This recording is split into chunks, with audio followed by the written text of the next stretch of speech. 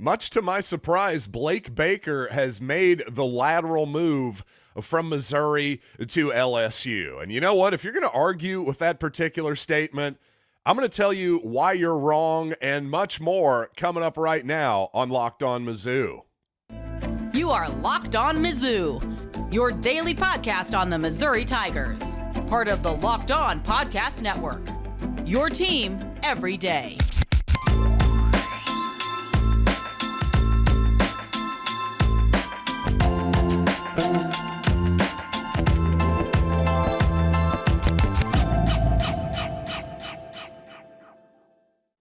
Hey, all you true sons and daughters, I'm John Miller, and welcome to the Locked On Mizzou podcast. I know there are a lot of newbies here right now, so let me just introduce myself quickly here at the top. I went to Mizzou journalism school, covered Chase Daniel's first start for the Tribune. I wrote the sports column for the Missourian. I was a futures trader during the Great Recession and, well, for the last few years since Barry Odom's last year. In fact, at Mizzou, I've been the host of the Locked On Mizzou podcast. So if you are new, thanks for joining me here today. And, of course, we got to talk about Blake Baker. And, yes, I believe he made a lateral move to LSU. But also quickly here at the top, just let me tell you that today's episode is brought to you by Game Time. Download the Game Time app, create an account, and use code LOCKEDON for $20 off your first purchase. But you know what? As I said in my program yesterday, as you can surmise, I suppose, I'm a little bit surprised by this move by Blake Baker. Now, I know his wife is an LSU alum. I know she played soccer for the Bayou Bengals. I understand all that. I also understand that Blake Baker is an alum of Tulane, which is, of course, in New Orleans, not too long from Baton Rouge, obviously a lot closer than Columbia, all that good stuff. But again, considering Blake Baker is not himself an alum of LSU, I have to admit I'm a little bit surprised by this move. And as you can imagine, well, this isn't going over spectacularly well with Missouri fans right now, and that's why we got a Friday night news dump, ladies and gentlemen, and that's why I'm doing this podcast here, well, about 5:30 in the morning here on Saturday instead of Friday, because I was kind of sitting around all day waiting for some kind of news to happen, I'll be honest with you, but when it actually broke at about 8:30 last night, let's just say I was well into the bag at that point. But here's the point. Missouri was going to pay Blake Baker on average about $2 million a year to be their defensive coordinator.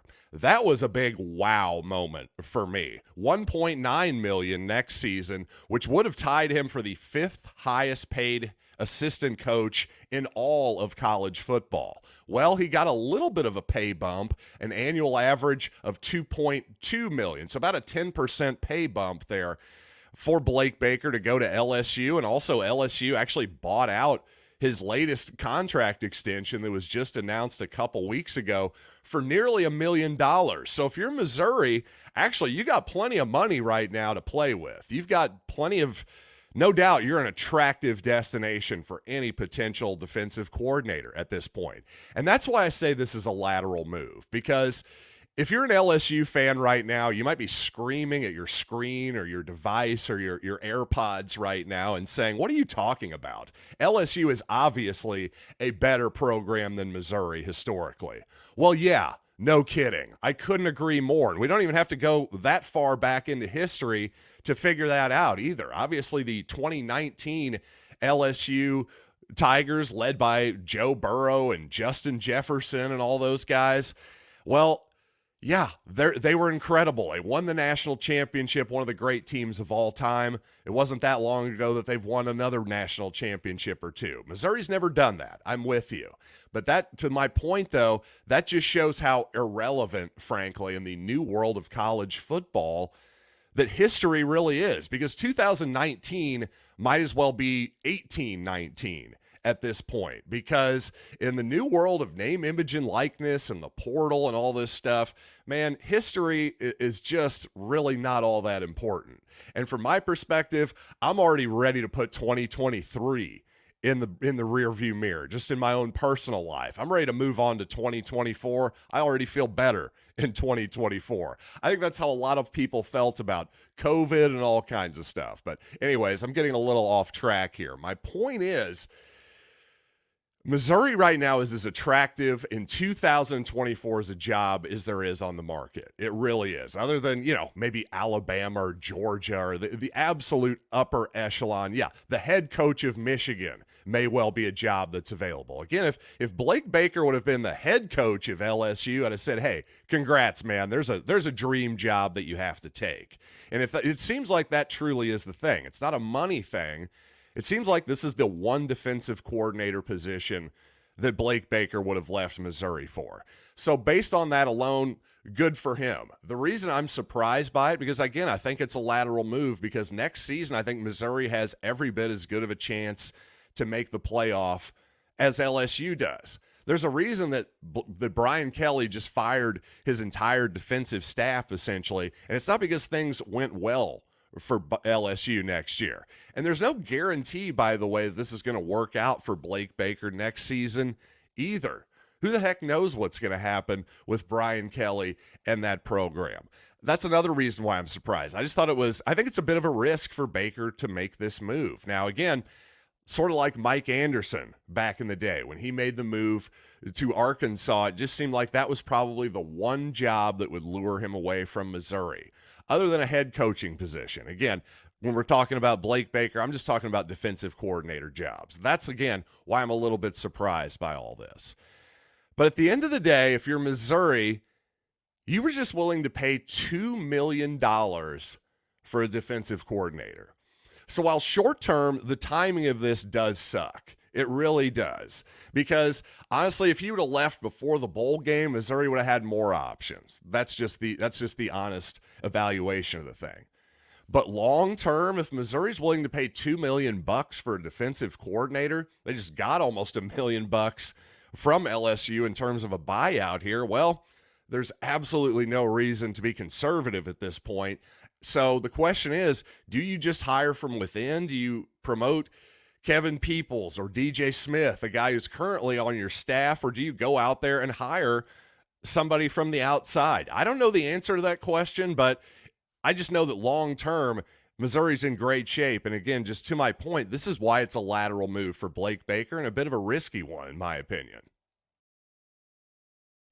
Now, we don't have any quotes from Blake Baker yet, as this was a Friday night news dump, no doubt about that. But we did hear from him just before the Cotton Bowl when he signed his extension with the Missouri Tigers just a couple weeks ago or so. He said, a lot of it honestly has to do with my happiness and my family's happiness in Columbia. There were some possible other opportunities out there, but Coach Drink is a phenomenal guy to work for. He's first class in everything that he does. And really, I feel like that we have unfinished business still here at Mizzou. So all in all, I never really considered going anywhere else. To me, I kind of said the same thing last year when I signed the new contract. Essentially, it was a no-brainer, and I'm really happy to be able to do that. And not only that, Blake Baker puts out the Wolf of Wall Street meme where Leonardo DiCaprio's character is yelling and going on and on about coming back. Yes, I'm back, baby. I'm not going anywhere, that kind of thing. Well, frankly, I brought up Mike Anderson a while ago. You know, after Mike Anderson, that whole thing where he said he was never going to leave, that whole deal. After this and after Blake Baker, let's all just come to a mutual agreement right now, me and you. Let's just agree to never believe another word a football or basketball coach in college says about their job ever again. Are we in agreement? Let's shake on it. Okay. I thought you'd agree with me on that one. But to me, the question is, just how good was Blake Baker really? Obviously, this is not an ideal moment for the Missouri Tigers right now. But what are the Tigers really missing here? And who might they turn to if they go outside the program? Well, I know who they're not going to turn to. I'll promise you that. But Before we get there, first, let's talk about FanDuel Sportsbook because the NFL regular season is wrapping up this week, but there's still time to get in on the action with FanDuel, America's #1 sportsbook. Right now, new customers get $150 in bonus bets guaranteed when you place a $5 bet. That's $150 in bonus bets, win or lose. And the app is really incredibly easy to use with live same-game parlays. You can find even more bets in the new Explore tab and make a parlay in the Parlay Hub, the best way to find popular parlays. So visit FanDuel.com/lockedon and make your first bet a layup. FanDuel, official partner of the NFL. For the 2024 season, I think hiring internally, whether it's promoting DJ Smith or somebody else from within, maybe it's him and Kevin Peoples are the co-defensive coordinator. I'm not really sure how that's all going to work out, but hiring from within, considering the Missouri defense has been quite good the past couple seasons and seemed to really be getting better as the season went along here in 2023. Hiring internally, keeping it all together, well, that makes a ton of sense. And for the most part, I think worked out fairly well for Eli Drinkwitz when he retained who is now Purdue's head coach, Ryan Walters, in his first season in 2020. I think that mostly worked out. It was a transition season. Certainly the Missouri defense wasn't perfect in 2020, but how could it have been in a coach's first season, especially during the height of the COVID pandemic? But again, what is Missouri really losing here with Blake Baker? Well, I think they're losing a guy who obviously did a really good job at Missouri, and obviously in a perfect world, Missouri would have retained Blake Baker yesterday. So I don't want to completely downplay this move at all, but at the same time, I don't want to overreact either. Let's not act like Missouri just lost God's gift to defense or something like that. Again, Blake Baker did a great job. Wish he was coming back, okay? Have I made that clear enough?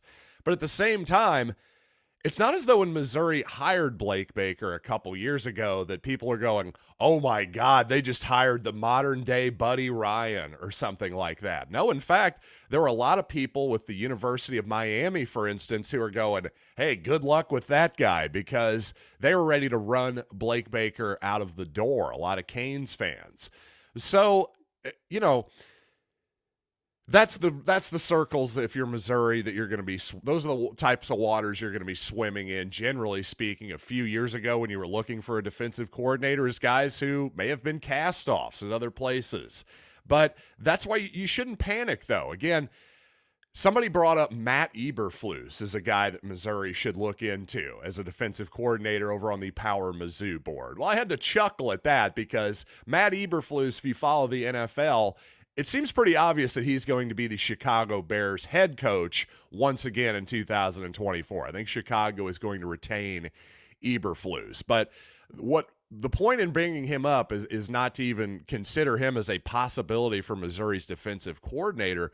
The point is Eberflus, many Missouri fans wanted to run him out of town on a rail back in the day too, and yet obviously long run things worked out with Matt Eberflus in Missouri, and now he's obviously a head coach in the NFL, was a longtime defensive coordinator as well. So I don't know. Obviously he wasn't a complete idiot is my point. And we as fans just like to blame the coordinators for basically anything that goes wrong. So what I'm trying to say is, while Blake Baker's obviously a good coach, hey, what if Steve Wilks, his predecessor, was simply that bad too? Maybe Steve Wilks was just awful, and if you just found a simply above average defensive coordinator, things were going to look a heck of a lot better. To me, I don't think you need a genius defensive mind in 2024 to figure out that, hey, we should mostly have the same defensive structure that we've had for the past two seasons. Let's not overcomplicate this thing, right? At the same time, if I'm Eli Drinkwitz and there's somebody out there that long-term I think, oh, this is my guy, hey, go get him for sure. And somebody outside of the box, outside of the program that you think can really bring some fresh ideas and great stuff long-term to the program, that's probably worth the risk. But again, all Drinkwitz and Missouri should be thinking about right now is 2024. And as I've said before, if I were Blake Baker, that's all I'd have been thinking about is 2024 as well. That's why this move surprises me, because if he has head coaching aspirations, as I believe he does, then to me, this whole lure of going home is a little bit overrated. Who the heck knows how long Brian Kelly will even be at LSU? Maybe the administration gets sick of Brian Kelly if they're a little disappointing this season. Maybe he decides to go on to another job, surprisingly, like he's done before, moving from Notre Dame to LSU. Who saw that coming until it came out of nowhere? So I don't know. Again, college football is a really unpredictable place, and to me, I just think the more conservative move, the safer move, would have been just to stay at Missouri for one more year if you're Blake Baker. That doesn't mean it won't work out for him at LSU. Maybe it will. Maybe he'll kill it at LSU next season and be the next head coach. Maybe he'll replace Nick Saban or something. Who the heck knows what's going to happen in the future? But I do think there's another scenario where maybe the defense isn't improved as maybe Brian Kelly would have liked, and actually Blake Baker's shine maybe isn't quite as shiny as it would have been at Missouri this season. That's just my humble opinion. We'll see how things play out.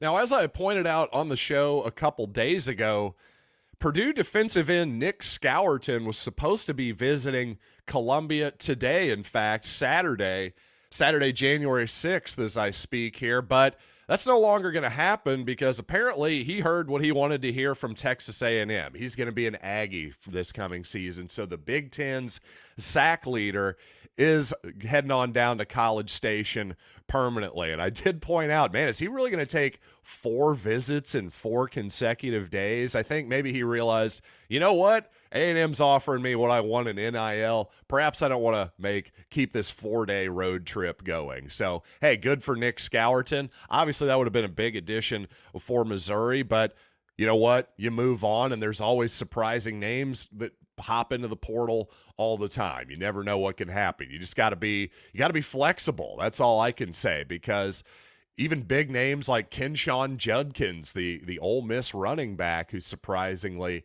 entered the portal the other day, you never know what can happen. But I will say, as I alluded to, guys like Judkins, if they're going to enter the portal this late in the process, that big of a name, he probably knows where he's going to head. He's going to end up at this point. And I've heard some rumors that, well, the answer could be a roll tide. He could end up with Alabama. But we'll see what happens. That would actually make a lot of sense on a lot of different levels. But obviously not great news there from Missouri, but some good news as well as some really good news, in my opinion. Theo Wease coming back for one more season, the Missouri wide receiver, taking his I believe his 5th year here, his COVID year, his free year, whatever you want to call it. So that's really big news for Missouri, in my opinion. Actually, if you made me pick between Blake Baker and Theo Wease, which one you would rather have back next season, I'd have to think about that long and hard. That's how valuable I think Wease was for Missouri next season, because obviously Luther Burden was destroying the league and the country inside in the slot position. Well, Theo Wease on the outside was just a stalwart all season, just consistently giving Brady Cook another option on the outside, a guy who could get open against really good SEC quality cornerbacks, but he was consistently getting open and winning high point catches as well. So really impressed with Theo Wease. Thought he had great chemistry with Brady Cook already in just a short period of time. I'm expecting to see maybe an even better season for Theo next season in 2024. But speaking of guys who maybe could have tried their hands at the NFL, like Theo Wease, well, there are some Missouri players who are going to do just that. So let's talk a little bit more about Missouri football, and also a note on Aaron Rowe, who is committed to Missouri to play basketball as well, coming up here in just a little bit. But first, I do want to tell you about Game Time, because a lot of times, let's be honest, a lot of us procrastinate. I know I'm I know I'm guilty of this. So last-minute ticket buying, I'm doing a lot of it these days because I'm not always on top of my game. Well, for instance, if you want to head to the Missouri-Georgia game, you're listening to this on a Saturday morning, hey, $11. That's your all-in price to get to Missouri and Georgia. And honestly, Game Time is the easiest way to find your tickets at the last minute. Not only is it the best prices you're going to find guaranteed, but I just love the app. You can just scroll through, see all the views of the tickets, the potential seats that you have. It's right in front of you. It couldn't be easier, honestly. So take the guesswork out of buying tickets with Game Time. Download the app, create an account, and use code LOCKEDON for $20 off your first purchase. That'll basically get you 2 tickets to the game today. So again, terms apply. Create an account and redeem code LOCKEDON for $20 off. Download Game Time today. Last minute tickets, lowest price, guaranteed. Well, speaking of the transfer portal, I brought up about a month ago that Sam Horn is definitely a name to watch. And at this point, if Sam has not entered the portal, I got to think he's sticking around at Missouri this season. And that's not a big surprise to me. I thought in a lot of people's circumstances, most quarterbacks, I would say, considering Horn doesn't have an obvious path to playing time this coming season, clearly Brady Cook is your entrenched starter for 2024. But since Horn is playing baseball, and I just thought, you know what, I think he'll be comfortable in this situation and stick with the Tigers. And that seems to be exactly what's happening. But you know what? Brett Norfleet, another two-sport athlete, another guy who's played some baseball as well. Well, he tweeted out that it's time to stick to one sport, and it was him in a football helmet. So that seems to indicate to me that Brett Norfleet is quitting baseball and is going to concentrate on just football for the upcoming season. And you know what? As a Mizzou football fan, this is good news, I think. I think Brett Norfleet has a real big chance to have a breakout season next year. Maybe he already had his breakout game against Arkansas, you could argue, at the end of the season here. But I think Norfleet has a lot of talent. There's a lot to unlock there. So if you're a football fan who's, again, I keep saying this over and over again, Missouri is going all in on 2024. Good to see Brett Norfleet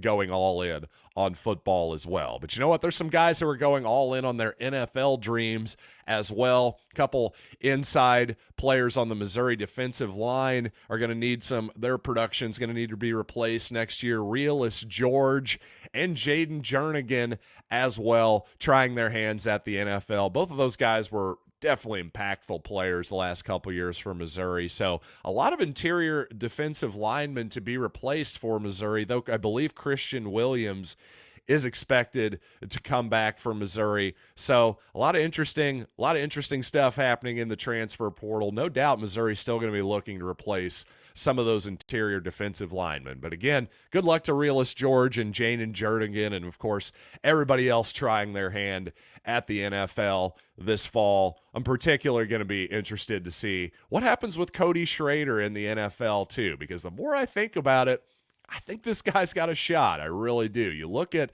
how, for instance, Isaiah Pacheco with the Kansas City Chiefs. I love him. You love him. He's a fan favorite. We all love his running style. He's really fun to watch. But at the same time, it makes you realize how important durability is in the NFL, especially as we're now on a 17-game schedule. That is, let's be real, inevitably it's going to be 18 games at some point. How important is stamina and conditioning and durability at this point? I don't know if there's anybody better in the 2024 running back class in terms of durability than Cody Schrader. And the guy can make you miss. He can run in a phone booth too. But to me, I think the durability factor is something that not anybody's really talking about with Cody Schrader, a guy that, you know, a lot of us, including myself, about halfway through the season are going, you know, maybe we could give another running back a touch every now and then turns out Cody Schrader didn't need a break whatsoever, and that bodes well for his pro future, in my humble opinion. So we'll see what happens with Cody Schrader. We'll see what happens with Realist George and Jaden Jernigan, and yes, Theo Wease for the Tigers in 2024 as well. So thanks for joining me here on Locked On Mizzou. And oh, by the way, I almost forgot about my Aaron Rowe update. Yes, the 2025 class for Father Tolton. Aaron Rowe going to be making his junior season debut here on January 10th against Hickman. So he had been sitting out with some kind of Misha suspension, not suspension, just eligibility, kind of transfer sit out, that kind of deal. So there was some doubt that maybe Rowe would get to play this season for Tolton. Well, it's happening January 10th against the Hickman Cupies. So there you go. If you want to check out Aaron Rowe in Columbia this season, you're going to have a lot of opportunities here over the next couple months. So, you know what? Until next time, thanks for listening to Locked On Mizzou as always. And you know what? We'll be back with a recap, of course, of the Missouri-Georgia basketball game here soon enough. So until then, I'm John Miller, and thanks for listening to Locked On Mizzou.